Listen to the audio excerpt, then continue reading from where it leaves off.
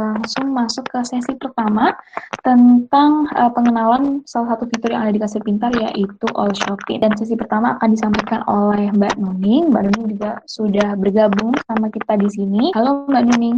Halo Adel. Oke, halo Mbak. Baik Mbak, mungkin bisa langsung dimulai saja untuk sesi pertama. Silakan Mbak Nuning. Oke, terima kasih atas waktunya. Ya, jadi seperti yang kita ketahui, tema kali ini adalah gaya konsumen dengan jualan online. Nah, di sini kita akan membicarakan bagaimana Kasir Pintar dan All Shopping membantu teman-teman untuk meningkatkan penjualan online. Sebelumnya, kita harus tahu kenapa sih kita itu harus jualan online. Dari data yang dikumpulkan oleh katadata.id dan Kompas, Indonesia itu adalah peringkat pertama dengan GMV tertinggi.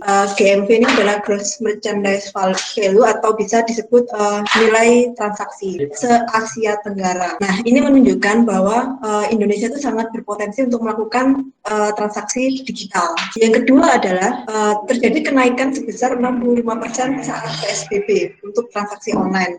Hal ini membuktikan bahwa semenjak ada pandemi COVID, kita itu terutama buat para pengusaha itu harus segera pivot ke transaksi online agar kita tidak mengalami penurunan dalam penjualan. Yang ketiga adalah keunggulan dari transaksi online, yaitu investasi yang rendah. Kenapa? Karena kita nggak perlu menyediain toko fisik, kita cuma perlu numpang ke website aja, sistem terus masang-masangin barang-barang, dan itu tidak dikenakan biaya apapun. Kita tidak perlu penjaga, dan kita nggak perlu makan listrik kecuali internetnya ya. Nah, selanjutnya adalah kenapa harus All Shopping. All Shopping sendiri itu sebenarnya adalah salah satu fitur dari Kasir Pintar tentang katalog online, di mana katalog online ini akan terintegrasi dengan POS Kasir Pintar. Keunggulan lainnya selain bisa terintegrasi dengan POS, dia itu juga menyediakan metode pembayaran yang bisa di-custom oleh kita sendiri.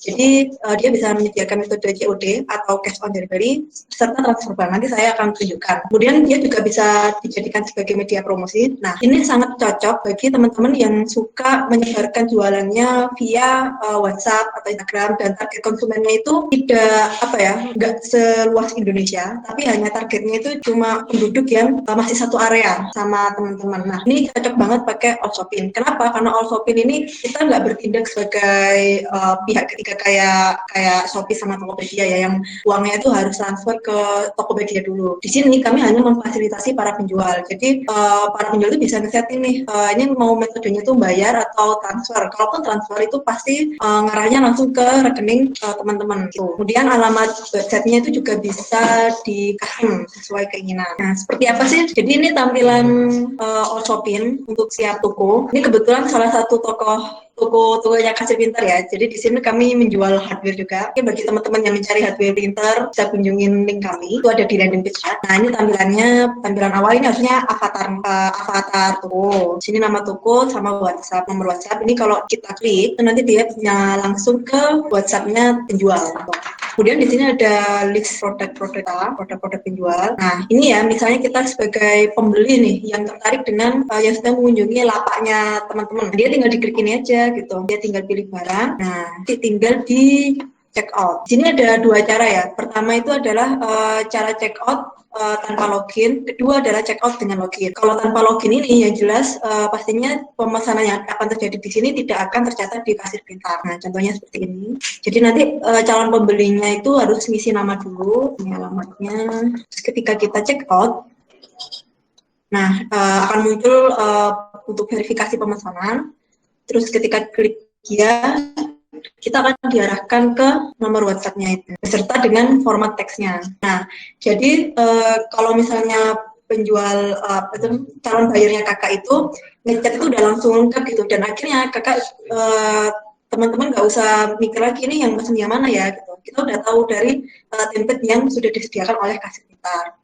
Nah, lebih bagus lagi kalau pembelinya itu mau login. Contohnya seperti ini.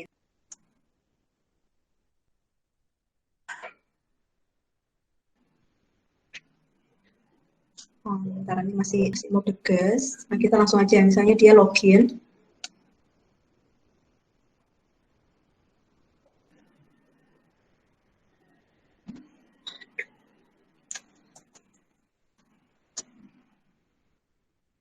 Oke, ini ceritanya si calon buyer udah login ya. Terus ketika mereka memilih salah satu produk,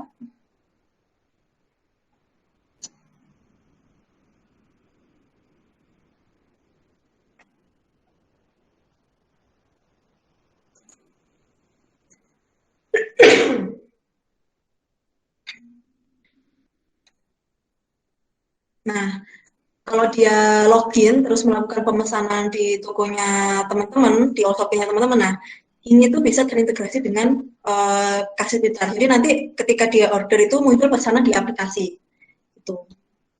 Nah ini metodenya kalau misalnya bapak-bapak ibu-ibu udah ngisi rekeningnya di setting back office, ini akan muncul seperti ini. Atau mungkin biasanya yang sering dipakai oleh merchant kami itu biasanya langsung pakai COD gitu. Jadi transfer banknya itu nggak diisi, jadi ini akan ke disable, nggak bisa diklik. Ya, cara membelinya harus milih COD, terus kemudian ngisi alamatnya ini, alamat untuk COD-nya. Atau bisa saja ini dikosongin, nanti si calon bayar itu akan datang ke toko kakak, dan kakak itu udah nyiapin sebelumnya, jadi pelanggan datang tinggal ngambil sama bayar aja gitu. Terus di sini ketika kalau milih transfer bank, kita juga ada fitur cek ongkirnya. Ini sudah disesuaikan dengan alamat toko. Nah, misalnya kita milih JNE, terus metode pengiriman. Nah, ini sudah langsung keluar ongkirnya sekalian. Di sini juga buyer bisa menyeting alamatnya sendiri gitu. Ketika di check out, nanti buyer bisa menghubungi toko terlebih dahulu. Kalau klik ini berarti ke arah ke WhatsApp-nya itu. Kemudian kalau ketika mereka sudah bayar, mereka harus mengunggah bukti transfernya ini agar pesanan terkonfirmasi. Misalnya ini ya. Terus konfirmasi bukti transfer.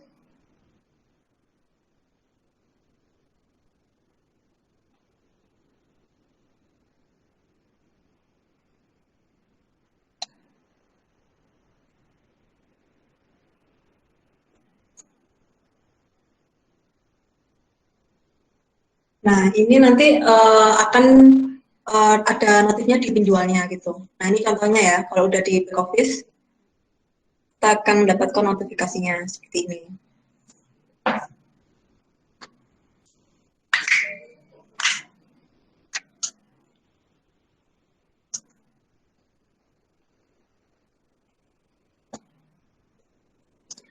Oh iya, terus mungkin ada pertanyaan ya, apakah all-shopping ini berarti cocok untuk retail aja gitu? Enggak, belum tentu juga. Nah, kita di sini juga bisa nyediain QR code-nya. Nah, gunanya QR code ini buat apa? Nah, QR code ini biasanya berfungsi buat ini ya, lebih berfungsi untuk F&B, untuk dine-in. Jadi pelanggan yang datang itu tidak perlu melihat buku menu. Jadi ini bisa mengurangi kontak fisik antara pelanggannya. Jadi nanti teman-teman tinggal download QR code-nya, nanti akan tercetak seperti ini. Nah, terus nanti tinggal dicetak terus dipasang di apa ya kayak standing gitu, seperti di preview di gambar ini. Jadi nanti orang-orang kalau mau lihat menu, katalog toko atau menu restorannya itu tinggal scan itu aja, dan nanti akan diarahkan ke halaman all-shopee-nya kakak. Nah, ini contoh tampilan pesanannya ya. Kalau misalnya dia mesen dengan login, itu bakalan seperti ini. Terus kita bisa lihat detail pesanannya. Nah, kita bisa lihat. Kita bisa setting statusnya juga.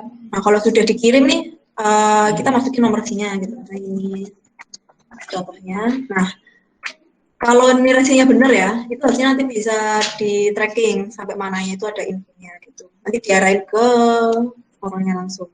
Nah, ini harusnya kalau ini resi tidak valid karena saya masukinnya acak-acakan. Kalau nggak random, itu keluar lacak informasi pengirimannya. Oke, terima kasih Bapak, Ibu, Mas, Mbak sekalian. Untuk di sesi pertama sudah selesai. Nah, sebentar lagi kita akan lanjut ke sesi kedua, yaitu tentang bagaimana cara menggait konsumen dengan berjualan online. Di sesi kali ini, sesi kedua, kita akan bukan akan sih ya sebenarnya karena udah join juga nih pemateri kita di sesi kedua. Jadi ini udah ada Mas Rama selaku founder dari Jualan Bareng Rama. Nah, ini Masnya udah gabung juga. Mungkin bisa kita sapa terlebih dahulu. Selamat siang, Mas Rama. Halo, selamat siang. Oke, Halo, gimana kabarnya, Mas? alhamdulillah sehat. Alhamdulillah sehat. Oke, Ya, baik.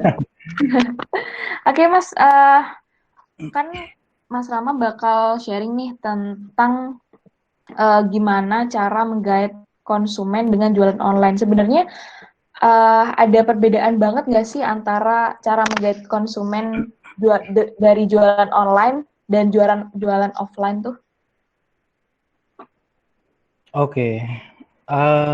Sebetulnya kalau untuk jualan online dan offline itu sebetulnya treatmentnya cukup berbeda ya. Dan uh, untuk saat ini karena kita semua tahu bahwa sekarang tuh dunia online lagi tinggi-tingginya ya kan. Sekarang serba teknologi gitu kan. Terutama mengoptimalkan jualan di Instagram dan jualan di marketplace gitu kan. Nah, sekarang bagaimana peluang bisnis offline untuk saat ini gitu kan. Yang ditanyakan gitu, peluangnya seperti apa? Sebetulnya jualan offline pun juga masih bagus, prospeknya juga masih bagus. Nah, paling yang perlu dioptimalkan adalah iklannya. Ya, kan teman-teman di sini pasti juga udah tahu kan, ada Instagram Ads, ada Facebook Ads, itu kan semua bisa diatur sesuai dengan cakupan yang ingin dicapai gitu kan. Mungkin pengen iklan di daerah sendiri bisa, mau iklan keluar daerah itu juga bisa seperti itu. Cuma overall peluang untuk bisnis online itu sedang besar-besarnya sekarang. Jadi sebaiknya dioptimalkan, apalagi teman-teman tahu bahwa TikTok tuh lagi hype banget loh sekarang. Lagi hype banget. Jadi cari followers di TikTok itu gampang sekarang, gampang ya. Jadi banyak banget yang manfaatin TikTok itu sebagai media traffic. Nanti ketika kita udah punya traffic di TikTok, nanti bisa bawa ke Instagram bisa, bawa ke YouTube bisa, bawa ke manapun juga bisa, ya kan? Ke Instagram juga bisa. Kayak gitu, Kak Adelia. Oke, terima kasih Mas Rama. Nah, daripada kepo nih ya untuk Sobat Kasmi di rumah, mungkin pengen segera tahu nih gimana sih cara menggait konsumen terutama di jualan online. Nah, jadi bisa langsung aja nih Mas, kita mulai di sesi kedua, cara menggait konsumen dengan jualan online oleh Mas Rama. Silahkan. Oke teman-teman, di sini saya mau sedikit nge-share ya tentang bagaimana sih caranya berjualan di Instagram gitu kan. Langkah-langkahnya tuh seperti apa sih gitu. Nah, di sini saya coba bikinkan urutannya. Ini saya bikin pakai PDF ya. Sebelumnya kelihatan nggak share screen-nya? Coba. Kak Adelia. Sudah Kak, sudah kelihatan ya? Kelihatan ya? Oke. Ya. Oke, di sini judulnya jualan online di Instagram 2.0 ya, 2.0. Oke ya. Nah, langkah-langkah jualan online di Instagram. Ternyata jualan di Instagram itu nggak bisa kalau asal kita langsung mulai jualan langsung laku gitu kan, langsung laris itu nggak mungkin ya. Jadi semua itu ada alurnya atau ada jalannya. Nah, sekarang kan saya bahas langkah yang pertama adalah menentukan arena. Jadi arena dalam bisnis itu ada 4 sebetulnya, tapi di sini akan saya share arena 1.0 dan arena 2.0. Nah, pertanyaannya, bedanya apa nih Mas Rama? 1.0 dan 2.0. Sebenarnya gini, arena 1.0 adalah ketika kita fokus pada produk, ya. Jadi yang kita utak-atik itu produknya aja, ya, mulai dari fitur, mulai dari benefit, mulai dari harga, ya. Jadi semua itu fokus pada produk. Nah, jadi goals-nya adalah orang membeli produk, ya, membeli produk atau membeli barang, ya, masuk ya sekarang ya. Nah, terus arena 2.0 ini kita naik, ya, kita naik ke arena 2.0. Nah, bedanya apa Mas? Arena 2.0 adalah kita fokus pada konsumen, pada kebutuhan konsumen, ya, pada harapan konsumen atau tujuan konsumen. Fokusnya di sana. Nah, saya kasih contoh gini. semisal saya jualan skincare, ya kan. Kalau saya main di arena 1.0, berarti saya menjual masker, saya menjual body lotion, saya menjual serum, ya. Saya menjual barangnya. Tapi ketika saya main di arena 2.0, saya di sini menjual tujuannya. Orang menggunakan skincare itu biar apa sih? Tujuannya apa sih? Ya kan? Tujuan mereka adalah supaya cantik, supaya glowing, supaya bersih, supaya cerah. Nah, itu yang kita sampaikan, ya. Kita jual cantiknya, bukan jual produknya. Nah, lalu sebenarnya apa sih Mas yang melandasi ini semua? Yang melandasi adalah sebuah persepsi.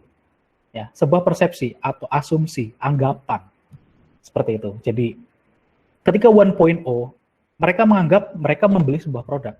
Tapi kalau 2.0, mereka menganggap bahwa mereka itu membeli sebuah tujuan atau sebuah goals. Nah, buat teman-teman di sini, tentukan mau di arena 1.0 atau 2.0. Nah, terus pertanyaannya, memang secara kompetisi seperti apa, Mas? Ya kan? Secara persaingan seperti apa? Inilah penyebab adanya perang harga, ya, antara penjual satu dengan penjual lain. Yaitu karena mereka fokus pada produk. Mereka bermain di arena 1.0, ya, jadi 1.0. Jadi mereka berlomba-lomba untuk menurunkan harga semurah mungkin supaya bisa laku. Ya, di situ terjadi perang harga. Siapa yang paling murah, dialah yang menang. Gitu. Tapi kalau masuk di arena 2.0, mereka apa yang mereka harapkan, apa yang jadi tujuan mereka, itulah yang mereka beli. Ya, mereka membeli sebuah alasan. Mereka tidak membeli produk, tapi mereka membeli alasan. Seperti itu, ya. Jadi buat teman-teman, silakan coba dipikirkan kira-kira mau main di 1.0 atau 2.0, ya. Nah, setelah itu langkah kedua adalah menentukan produk. Nah, kira-kira saya ini mau jualan apa sih, gitu kan? Saya mau jualan apa? Nah, di sini terbagi menjadi 3, yaitu produk kebutuhan, produk keinginan, dan produk viral. Nah, produk kebutuhan adalah produk yang sifatnya mendesak, ya. Jadi produk yang memang dibutuhkan, ya, benar-benar dibutuhkan. Semisal kayak makanan, pakaian, gitu kan. Jadi itu kan produk-produk yang memang dibutuhkan, kan semua orang pasti makan, semua orang pasti pakai baju, gitu kan. Jadi itu adalah produk kebutuhan. Nah, terus kalau produk keinginan adalah produk yang sifatnya tidak mendesak dan bisa ditunda untuk sementara waktu. Nah, kategorinya apa sih kalau produk keinginan? Itu kategori produk-produk yang mencakup hobi, gitu kan. Misalkan hobi koleksi action figure misal gitu kan, atau hobi mancing gitu kan. Kayak gitu. Jadi yang berhubungan dengan produk keinginan itu berhubungan dengan hobi, ya, kayak gitu. Nah, untuk sifatnya tidak terlalu mendesak, gitu ya. Nah, terus yang terakhir adalah produk viral. Produk viral kita tahu semua bahwa produk itu muncul ketika pada saat momen-momen tertentu. Misalkan belum lama ini kita tahu produk viral adalah minuman boba. Ya kan, sebelumnya ada Thai tea, sebelumnya lagi ada es kepal. Gitu kan. Itu produk-produk viral atau bisa dibilang ya produk-produk sesaat lah. Jadi booming hanya pada waktu-waktu tertentu. Kayak gitu ya. Nah, terus Mas, sebaiknya saya jualan yang mana nih? Kebutuhan, keinginan, atau viral?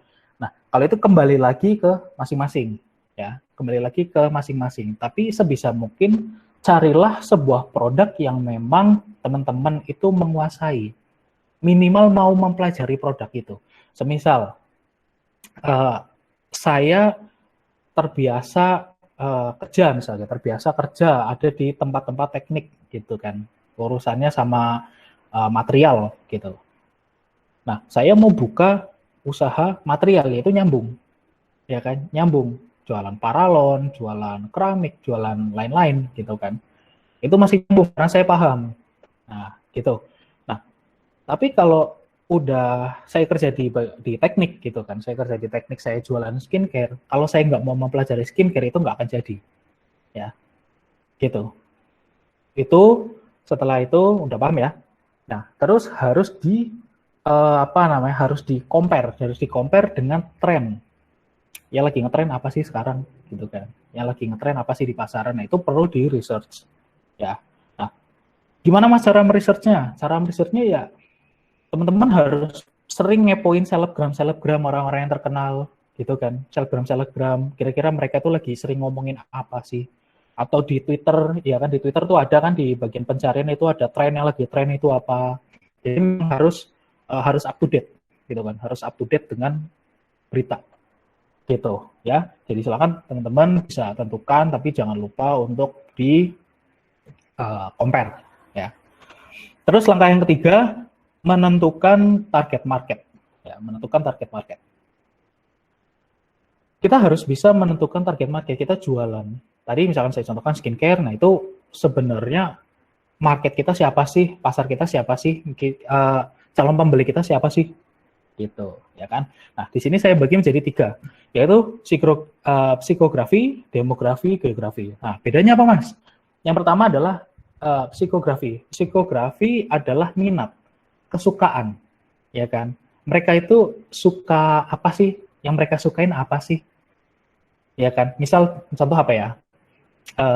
Jualan kacamata deh, misal jualan kacamata hitam gitu kan. Mereka suka kacamata itu, ya kan? Mereka suka terlihat ganteng, mereka suka terlihat keren, mereka suka terlihat apa? Pokoknya lebih ke sisi emosionalnya, ya kan? Gitu kan? Sisi ke emosionalnya, psikografi. Karena itu sebuah minat dalam diri, ya, dalam diri. Nah, terus yang kedua adalah demografi, karakter, misalkan kayak dari usianya berapa, penghasilannya berapa, pekerjaannya apa, ya kan, jenis kelaminnya apa, itu masuk ke demografi, ya, kayak gitu. Nah, terus yang ketiga adalah geografi.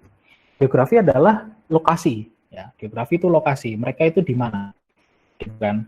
Misal, saya tinggal di Semarang, saya mau ngiklanin orang-orang dengan minat yang seperti ini, dengan karakter yang seperti ini, mencakup daerah Semarang. Ya udah, jadi nanti untuk iklannya pun nyari-nyari dalam region Semarang, gitu. Nah, nanti untuk caranya nanti akan dijelaskan di iklan ya nanti ya, gitu. Oke, langkah keempat persiapan. Ya, langkah keempat itu persiapan. Jadi persiapan yang pertama adalah rekening jualan. Jadi teman-teman itu harus punya rekening sendiri untuk jualan, jangan dicampur ya. Walaupun bisa ya, bisa dipisahin dengan rekening koran nanti dicentang-centang itu juga bisa, tapi sebaiknya dipisah aja. Sebaiknya dipisah. Nah, terus untuk jenis rekeningnya saya hanya menyarankan menggunakan BCA. Kenapa saya menyarankan pakai BCA? Karena gini. BCA itu banyak yang pakai, yang pertama. Yang kedua, ketika memilih rekening yang tidak banyak dimiliki oleh konsumen, itu akan memberikan kesan lebih mahal karena mereka harus beli produk, mereka harus bayar ongkir, terus terakhir mereka harus bayar kalau beda rekening kan biasanya ada tambahan kayak tax-nya gitu kan. Kalau misal dari BNI ke BCA gitu kan 6.500. Nah, itu kan akan terkesan lebih, wah, udah ongkirnya segini, terus ketambahan harus bayar ini, itu kan malah jadi terlihat lebih mahal gitu kan. Jadi sebaiknya pakai BCA. Kalau mau lebih baik lagi ya punya ketiga-tiganya, BCA, Mandiri sama BNI. Minimal itu ya. Nah, terus kontak person, nomor WA juga jangan dicampur dengan WA pribadi. Harus punya WA sendiri ya, harus punya nomor WA sendiri. Kayak gitu. Jadi jangan dicampur gitu. Nah, terus laporan keuangan. Nah, banyak nih para pelaku UKM yang mereka nggak punya laporan keuangan, malah jadi repot nanti kan. Repotnya kayak stok masuknya berapa, pengeluarannya berapa, untuk ini berapa, jadinya kacau balau gitu kan. Jadi buatlah laporan keuangan ya. Yang simpel aja, misalkan modal berapa gitu kan, modal berapa, terus harga produk dari supplier berapa, dijual berapa, margin keuntungannya berapa. Nanti di atas dikasih tanggal gitu kan. Misalkan hari ini pemasukan berapa, pengeluaran berapa, hari besok. Nah, itu pakai Excel bisa kok, itu gampang. Nah, terus yang keempat adalah laporan stok produk gitu kan. Laporan stok produk. Ini juga perlu ya, maksudnya perlu dicatat, soalnya saya juga pernah nemu salah satu pelaku UKM Mereka itu cuma dihitung aja gitu loh, cuma dihitung manual tanpa dicatat. Malah jadinya lupa. Banyak yang ke ketelisut gitulah. Ya. Kayak gitu. Jadi sebaiknya dihitung tetap ditulis. Ya, gitu. Oke. Terus yang kelima, membuat akun jualan. Nah, sekarang kita masuk ke akun jualan ya. Akun jualan di Instagram. Nah, untuk awal membuat akun jualan di Instagram, kita itu harus menentukan nama toko. Ya, harus menentukan nama toko. Soalnya banyak banget sekarang kayak nama toko yang aneh-aneh gitu kan. Banyak banget nama yang aneh-aneh. Nah, sekarang buat teman-teman di sini, pastikan nama yang teman-teman buat ya, itu harus mencakup 3 faktor. Ya. Yang pertama adalah cari nama yang mudah dibaca. Cari yang mudah dibaca dulu. Ya, itu paling penting. Mudah dibaca. Terus yang kedua itu mudah diucapkan. Ya, diucapkan itu mudah. Yang terakhir mudah diingat. Itu. Ketika komponen itu mudah dibaca, mudah diucapkan, mudah diingat. Ya, itu paling penting.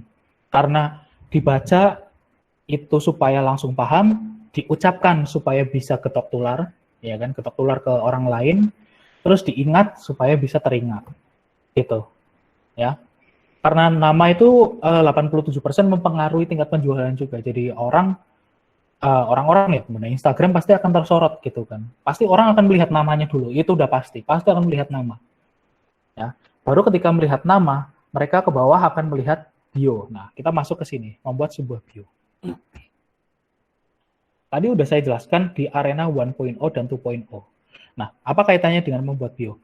Kalau teman-teman di sini masuk atau dalam artian bermain di arena 1.0, ya kan. Nah, nanti inilah yang akan dimasukkan ke sebuah bio, gitu. Jadi nanti di sini ditulis, gitu kan. Harus ditulis. Jadi tulisannya itu ada benefit, ada fitur, ada future hope atau harapan, dan contact person. Ya, benefitnya apa aja nih, fiturnya apa aja nih. Terus terakhir harapannya apa nih, dan yang terakhir kontak person ya. Untuk pemesanan silakan klik link di bawah gitu. Nah, sedangkan kalau di arena 2.0 yang ditulis di bio bukan fitur, bukan benefit, bukan future hope, tapi positioning. Nah, pertanyaannya, positioning itu apa, Mas? Positioning adalah sebuah persepsi ya. Sebetulnya toko kita itu mau dipersepsikan seperti apa sih gitu kan. Contoh gini. Ketika saya bilang toko baju itu kan banyak sekali, ya kan? Banyak sekali. Nah, jadi kita harus punya identitas toko baju yang seperti apa nih, supaya orang itu mudah membedakan toko kita dengan toko yang lain. Saya contoh gini. Dalam satu RT ada 10 orang yang namanya Budi. Ya. Nah, suatu ketika saya datang ke RT itu, saya tanya ke Pak RT, Pak, rumahnya Pak Budi di mana ya? Nah, Pak Budi akan menjawab, oh di sini yang namanya Budi ada 10 orang Mas. Budi yang mana? Ya kan? Nah, saya menjawab, oh Budi yang kerja di bank Pak. Oh di sini yang namanya Budi kerja di bank itu ada 5 orang. Gitu. Ya. Budi yang mana, Mas? Oh, Budi yang kerja di Bank BNI, Pak. Oh, Budi itu ada 2 orang yang kerja di BNI. Budi yang mana? Saya jawab, oh, Budi yang badannya tinggi, rambutnya putih. Oh, di sana, Mas, rumahnya. Nah, jadi kan terlihat kan, dari 10 turun ke 5, 2, 1. Ibaratnya, kompetitor teman-teman di sini 9, di bawah turun jadi 4, di bawah jadi 1, dan terakhir toko teman-teman jadi satu-satunya. Gitu kan. Nah, itu tinggal menambahkan kata yang apa nih? Gitu kan. Jadi semakin lama semakin spesifik. Nah, nanti ketika kita sudah nemu, baru itu yang di-deliver ke audience atau ke followers. Kayak gitu. Jadi Budi yang kerja di BNI, Budi yang kerja di bank BNI, yang tinggi berambut putih, gitu. Ya, paham ya? Kayak gitu. Jadi nanti muncullah sebuah brand. Satu kalimat yang mewakili itu. Itu kita taruh di bio, ya. Kayak gitu. Contohnya, ya. Nah, terus setelah kita menulis sebuah bio, kita turun menuju membuat postingan, ya kan? Dari nama, bio, bawahnya postingan, ya, postingan. Nah, postingan ini terbagi menjadi 3. Yang pertama itu konten, 2 produk, yang ketiga penawaran. Nah, konten ini sebetulnya ada banyak ya, jenis konten itu banyak. Ada sekitar mungkin 18-20 lah. Tapi teman-teman di sini bisa mempelajari 5 aja udah cukup, ya. Jadi konten-konten itu bisa berisi konten edukasi, konten motivasi, ya, terus konten tentang positioning itu sendiri, ya, atau bisnis brand termasuk. Terus konten testimoni itu juga bisa, ya. Terus yang kelima itu konten entertain, ya, hiburan, atau tanya jawab juga boleh, ya kan. Tanya jawab, terus minta pendapat, kuis, tebak-tebakan itu juga bisa, ya. Jadi nanti ini konten-konten itu harus disesuaikan dengan produknya, ya, gitu, produk-produknya. Misalkan saya contohin lagi skincare gitu kan, saya bikin konten tentang tebak-tebakan, gitu kan. Saya tulis saja, salah satu masker yang bisa menghilangkan jerawat, komposisinya ini. Ayo ada yang tahu, gitu kan. Nah, itu nanti di komen pada jawab. Misalkan, oh merek ini, Min. Ini, kayak gitu. Itu hanya konten entertain aja sih. Maksudnya untuk meningkatkan engagement aja, sebetulnya. Tapi itu cukup bagus, ya. Nah, terus yang kedua adalah konten produk. Konten produk ini ya konten katalog sih sebetulnya. Konten katalog, ya kan. Produknya itu difoto, terus diposting, ya. Sebisa mungkin kalau konten produk itu buat semenarik mungkin, ya. Jadi jangan cuma asal gitu di foto terus langsung diposting. Ya, kalau saran saya sih jangan, ya. Lebih baik sih terlihat yang enak dilihat, terus juga terlihat menarik, ya. Kalau misal teman-teman di sini mungkin, ya kan, mungkin kurang menguasai dunia fotografi, mungkin bisa pakai jasa fotografi gitu kan untuk fotografi produk. Itu bisa, karena itu lebih baik daripada asal difoto langsung diposting, karena itu tampilan visual itu juga sangat mempengaruhi, ya, sangat mempengaruhi. Kalau semisal fotonya itu terlihat ya kurang menarik gitu kan, pasti orang-orang juga nggak pengen beli gitu kan. Nah, terus yang ketiga masuk ke penawaran. Konten-konten penawaran itu ya bisa soft selling, bisa hard selling, itu terserah, ya. Kayak konten-konten penawaran, misalkan diskon 50%, ya kan, atau buy one get one, atau promo diskon 30% atau apapun, ya. Pokoknya semua yang berbau penawaran, ya, konten itu bisa di-post. Gitu ya, kurang lebihnya gitu. Nah, sekarang masuk ke yang ke 1, 2, 3, 4, 5, 6. Nah, masuk yang ke-6. Masuk yang ke-6 kita ngomongin iklan. Tadi kan udah bikin nama, udah bio, udah postingan, udah ada nih, ibaratnya toko udah jadi lah. Toko udah jadi. Berarti gimana sih caranya supaya orang itu mau datang ke kita gitu kan? Ya, gimana caranya orang itu mau visit ke profil kita, mereka mau follow, terus mereka nyaman juga, ya kan? Seperti itu. Nah, caranya adalah diiklankan. Sebetulnya tanpa diiklankan juga bisa, pakai optimasi hashtag, ya. Tapi kalau hashtag itu juga perlu waktu, ya, lama juga gitu kan.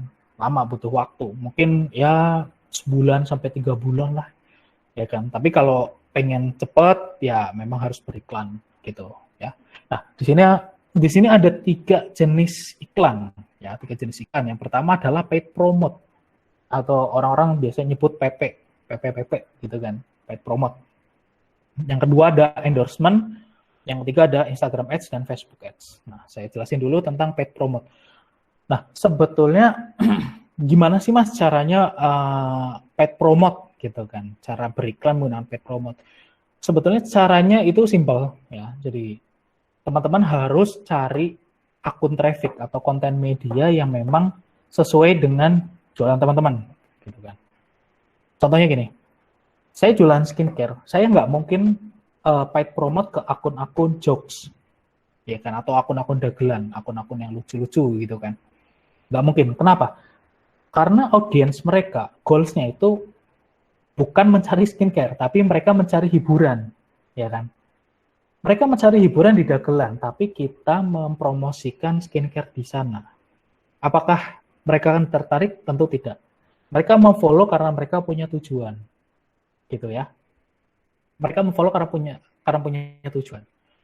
Jadi carilah akun-akun yang memang membahas tentang produkmu. Misal tadi saya jual skincare, ya cari akun-akun besar, ya akun-akun traffic yang membahas tentang skincare. Gitu. Jadi harus relevan gitu kan, harus relevan. Jadi jangan asal followers rame terus saya PP ke sana ya pasti boncos gitu kan. Pasti boncos karena tujuannya berbeda. Nah, terus caranya gimana Mas? Yang pertama tadi ya dilihat dari niche-nya atau dari temanya ya. Yang kedua dilihat dari engagement rate-nya ya. Teman-teman bisa cek di igblade.com ya, igblade.com itu buat ngecek akun apapun, akun Instagram apapun, engagement rate-nya seperti apa. Ya, itu bisa dicek. Nanti kalau sekiranya teman-teman membaca lihat engagement rate-nya bagus, itu bisa diambil, gitu ya. Nah, oke. Terus yang kedua adalah endorsement. Ya, mungkin banyak lah di sini yang udah pernah nyobain pakai endorsement itu seperti apa. Ya, kita memanfaatkan authority dari selebgram untuk mempromosikan produk kita. Nah, tapi di sini pertimbangannya itu sangat besar, ya kan, endorsement. Karena paid promote dan endorsement itu sebuah traffic yang tidak bisa kita kontrol, ya, nggak bisa kita kontrol. Jadi kita hanya menyerahkan ini produk, uang silakan promosikan. Ya. Nah, terus tahapannya gimana Mas? Sebetulnya tahapannya hampir sama. Cari influencer atau selebgram yang memang membahas tentang produkmu. Misal gini, teman-teman pasti tahu Yulia kan, Yulia Palsun yang dia nge-gym, ya, gym di bidang kesehatan. Nah, ketika produk saya itu tidak ada kaitannya dengan gym, misal produk saya apa ya, furniture lah, misal gitu kan, saya jualan meja, kursi, gitu kan. saya promosikan ke Yulia. Apakah akan berhasil? Saya rasa enggak. Kenapa? Balik lagi, karena audiens Yulia, orang yang datang ke Yulia karena ingin melihat daily-nya Yulia tentang gym, tentang kesehatan. Kalau ditawarin meja, kursi, sofa gitu ya nggak nyambung, gitu kan. Kalau mau furnitur ya cari influencer yang memang dia itu suka minimal interior lah, ya kan, desain interior, ya kan, suka review-review interior atau bahkan hobi gitu kan, hobi mendesain, ya itu bisa, itu masih bisa ya. Jadi udah gitu niche-nya ya, jadi diperhatikan. Terus yang kedua lihat followersnya berapa. Terus yang ketiga lihat engagement di setiap postingannya seperti apa, ya kan, like-nya berapa, komennya berapa. Sekarang banyak banget orang yang ngaku-ngaku selebgram padahal ya followersnya beli, ya kan, kayak gitu, beli followersnya terlihat banyak, jadi terkesan kayak selebgram padahal ya bukan selebgram, kayak gitu ya. Itu juga perlu dihati-hati. Nah, setelah itu tetap dicek di igblade.com, tetap dicek engagement-nya gimana. Kalau engagement-nya bagus terus naik bisa diambil ya, gitu. Terus kemudian yang kelima,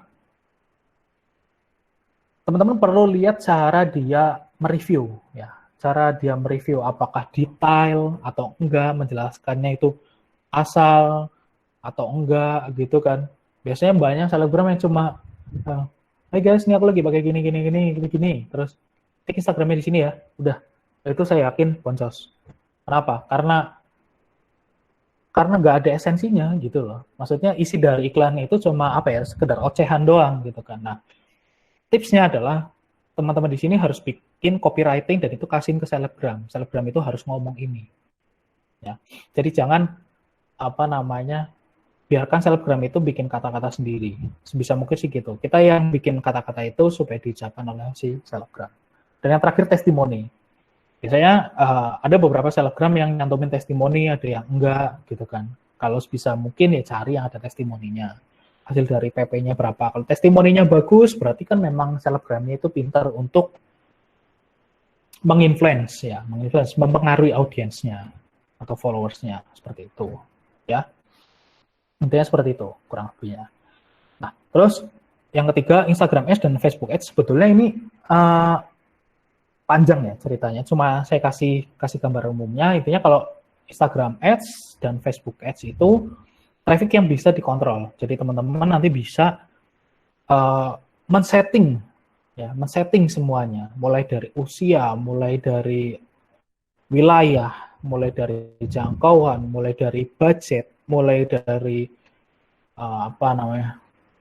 minat, tujuan, ya kan? Tujuannya mau awareness atau kesadaran, atau tujuannya mau nyari traffic, atau tujuannya mau konversi, ya itu lebih tertarget kalau saya bilang, lebih tertarget karena kita membayar algoritma Instagram untuk mencarikan orang-orang itu.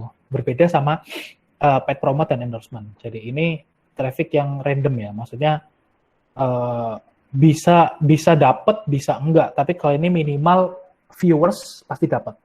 Minimal viewers, like, komen pasti dapat. Gitu. Tergantung dari kontennya juga nanti, gitu ya. Kalau misal teman-teman mau belajar lebih dalam tentang IG Ads atau Facebook Ads, ya itu bisa follow Instagram saya di Jualan Bareng Rama, ya. Itu ada link di bio saya, silakan diklik aja, gitu. Oke. Nah, terus yang terakhir, nah mereka kan udah kena iklan nih, misalkan kita udah ngiklan, terus mereka kena iklan kita, mereka berusaha untuk menghubungi kita, ya kan. Misalkan move ke WA, mereka datang, ya kan. Mereka pasti tanya, Min ini harganya berapa, gitu kan.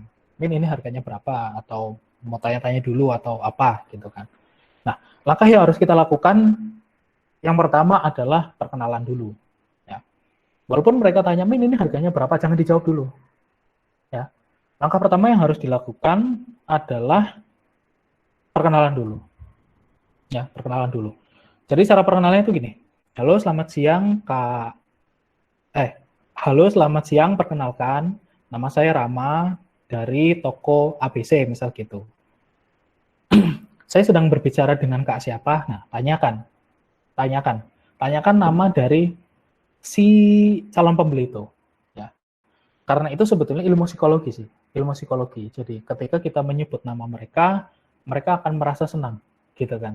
Sebut namanya, cari tahu namanya. Nah, setelah itu, ya setelah kita memperkenalkan, mereka pun juga menyebutkan namanya, baru kita tanya kebutuhannya. Ya kan, kalau boleh saya tahu kebutuhannya untuk apa ya, Kak? Nah, tapi itu juga harus disesuaikan dengan produknya ya. Kalau makanan berarti bukan kebutuhan gitu kan. Maksudnya yang ditanyakan itu bukan kebutuhan, tapi lebih ke kesukaan. Misalkan suka makanan basah atau makanan kering, suka makanan pedas atau asin, ya kan. Suka makanan ringan atau makanan berat gitu kan. Itu bisa ditanyakan. Tapi kalau semisal produknya itu kayak skincare, berarti kan kebutuhan. Tanya dulu, kalau boleh saya tahu kebutuhannya untuk apa ya, Kak? Nah, pasti dia akan cerita, ini Min, kulit saya kering, misal gitu kan, kulit saya kering, terus pecah-pecah dan lain-lain, gitu kan. Nah, setelah itu, yang harus kita lakukan adalah membuat mereka lebih banyak berbicara daripada kita. Ya, gali informasi sedalam mungkin tentang mereka, ya kan, apa yang mereka butuhkan, gitu. Nah, setelah itu berikan solusinya. Solusi ini bukan selling ya, bukan selling. Jadi solusi dalam bentuk perhatian. Dalam bentuk pengertian. Misalkan, oh itu Kak, kalau misal kulit kering, Kakak bisa coba potong lidah buaya, terus dipotong-potong, di blender, setelah itu buat maskeran setelah mandi dan sebelum tidur. Itu rutin setiap hari.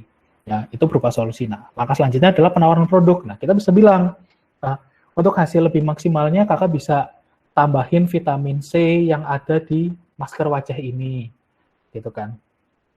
Ya, untuk mengoptimalkan, untuk cepat memulihkan kulit kering Kakak, gitu kan. Nah, pasti mereka akan melihat, oh iya, solusinya ini, supaya solusinya itu lebih mantap atau lebih maksimal, hasilnya lebih maksimal, tawarkan sebuah produk, gitu. Ya, nah, pasti mereka akan nanya, Min, harganya emang berapa, gitu kan. Memang harganya berapa, Min? Kita bilang, misalkan harga masker wajah berapa sih, 60.000 misalnya. Nah, terus dari calon pembeli itu bilang, kemahalan Min, atau bahkan tak tanya-tanya dulu ya, atau tak tanya suami saya dulu ya, atau apapun gitu kan. Intinya ngeles supaya menunda. Nah, tugas kita selanjutnya adalah beri desakan. Kita harus mendesak. Nah, buat teman-teman di sini, mendesak dengan memaksa itu beda ya, beda. Kalau kita memaksa, artinya kita tidak punya landasan, tidak punya pengetahuan, tapi kita nodong mereka suruh beli. Kita nggak punya alasan. Kita nggak punya alasan apa mereka harus beli. Itu namanya memaksa. Tapi kalau mendesak, kita udah tahu. Karena di awal kita udah tahu kebutuhannya itu apa. Gitu kan? Kebutuhannya udah tahu. Jadi kita bisa mendesak. Ya kan? Nah, mendesak itu macam-macam. Bisa menggunakan cara limitasi. Ya, teknik limit. Jadi, produknya tinggal 5 piece aja nih, Kak. Saya pesanin sekarang ya. Atau, iya ini produknya tinggal sedikit, Kak. Kalau nggak salah tinggal 6 piece. Saya nggak jamin nanti sore produknya masih ada. Nggak apa-apa. Oke, intinya ketika mereka ragu, kita harus dobrak keraguan mereka. Gitu kan. Yakin nih, Kak. Ya kan. Saya pesanin sekarang ya. Produk ini nggak tahu kapan stok lagi, misal gitu. Itu hanya sebuah manipulasi sebetulnya. Hanya sebuah manipulasi supaya orang itu tergerak. Ya. Tugas kita adalah menginfluence mereka supaya mereka mau membeli produk kita. Seperti itu, ya. Nah, ketika mereka sudah didesak tapi mereka masih ragu, kita tanya, kalau boleh saya tahu, keraguannya di mana ya, Kak? Apa yang membuat Kakak ragu? Itu juga harus ditanyakan, ya kan? Apa yang membuat Kakak ragu? Misalkan, gini, misalkan dia cerita. Ya udah, kita ulangi lagi, ya kan?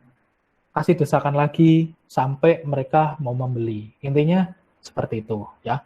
Jadi jangan pernah memaksa, tapi sebisa mungkin mendesak, ya. Sebisa mungkin mendesak. Sebetulnya mereka itu ragu, hanya butuh diyakinkan aja, ya. Bukan berarti mereka itu nggak mau membeli itu, ya kemungkinan besar enggak sih, ya kan. Minimal kalau semisal mereka itu duitnya kurang, teman-teman bisa mungkin arahkan ke produk yang lain yang lebih terjangkau. Ya, yang lebih terjangkau. Jangan mereka duitnya kurang, kita itu, oh maaf kan, nggak bisa. Ya udah nggak jadi closing. Tapi kita gimana caranya supaya mereka itu mau membeli produk kita walaupun produk yang lain. Kayak gitu, ya. Kayak gitu. Jadi harus disesuaikan. Ya kan, kalau duitnya kurang bisa di ini, terus kalau misal tahu mereka punya duit gitu kan, bisa di upsell itu juga bisa. Ya kan bisa di-upsell, ini kayaknya bakal belanja banyak nih, tak tawarin lah, gitu kan. Itu ada namanya teknik value ladder, ya. Itu bisa baca di postingan saya itu ada, ya, di Instagram, gitu, ya. Jadi, jadi sebisa mungkin jangan pernah memiliki mindset gini. Ketika orang itu ragu, ya, mereka mau pergi, kita menganggap bahwa, ya udah mungkin bukan rezekinya, enggak, jangan seperti itu, ya. Karena cara mindset seperti itu hanya akan mematikan kita sendiri. Padahal kita belum coba teknik-teknik yang lain nih, ya kan? Belum belajar tentang teknik prospek yang lain nih. Sebenarnya teknik prospek itu macam-macam, ya, macam-macam dan ada polanya dan itu bisa dipelajari. Ketika teman-teman sudah mempraktikkan itu semua, sudah mengulang, ternyata customer itu tetap nggak mau membeli, ya berarti itu memang belum rezekinya. Tapi kalau teman-teman belum mempraktikkannya, tapi teman-teman punya mindset bahwa mungkin bukan rezekinya, yaitu saran saya perlu dibuang, gitu ya. Terakhir closing, ya kurang lebih langkah-langkah jualan online di Instagram itu seperti itu.